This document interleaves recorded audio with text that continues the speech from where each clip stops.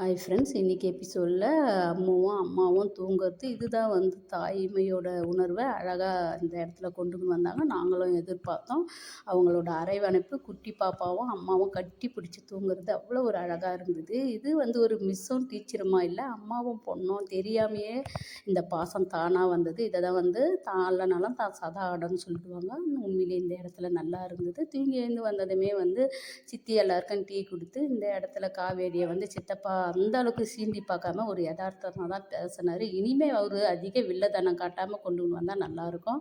எங்கள் தாத்தாவும் சொல்கிறாரு, என் பேரன் இழந்த அந்த சந்தோஷமான வாழ்க்கையை நான் மறுபடியும் கொண்டுக்கின்னு வருவேன், நீ கவலைப்படாத, இந்த வீட்டில் நீங்கள் சந்தோஷமாக இருப்பீங்கன்னு. அவரும் இனி காவேரியும் விஜயும் சேர்ந்து வாழணும்னு தான் ஆசைப்படுவார். அதுவும் சந்தோஷமாக தான் இருந்தது.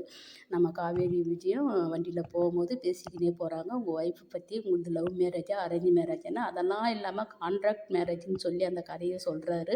அதை நம்ம விஜய் சொன்ன விதம் அவ்வளோ ஒரு அழகாக இருந்தது. அதை காவேரியும் அவ்வளோ ஒரு சந்தோஷமாக கேட்டுக்கிறா. ஃபோட்டோ இருந்து காட்டுங்க, அப்போ தான் நான் ஒரு கதையை இமேஜினேஷன் பண்ண முடியும்னு சொன்னதும், உங்களையே வச்சு ஒரு ஃப்ளோவில் இமேஜினேஷன் பண்ணுங்கன்னு சொல்கிறாரு விஜய். அவளும் அவளையே கற்பனையாக நினைக்கிறா. ஆனால் நினைக்கிறது நிஜமாகவே ஞாபகம் வந்தால் நல்லா தான் இருக்கும். ஆனால் வராது. ஏன்னா நம்ம எதிர்பார்க்கும் போது அதை கொண்டுக்குன்னு வரமாட்டாங்க, எதிர்பார்க்காத போது அந்த கதையை கொண்டாடுவாங்க.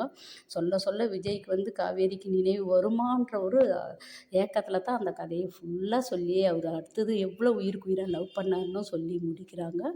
அடுத்தது காவேரியும் கேட்டுக்கின்னு வரா. இதை வச்சு யோசிப்பாளான்னு சொல்லிட்டு நம்ம அடுத்த வர மூமெண்ட்டில் பார்க்கலாம். Bye by.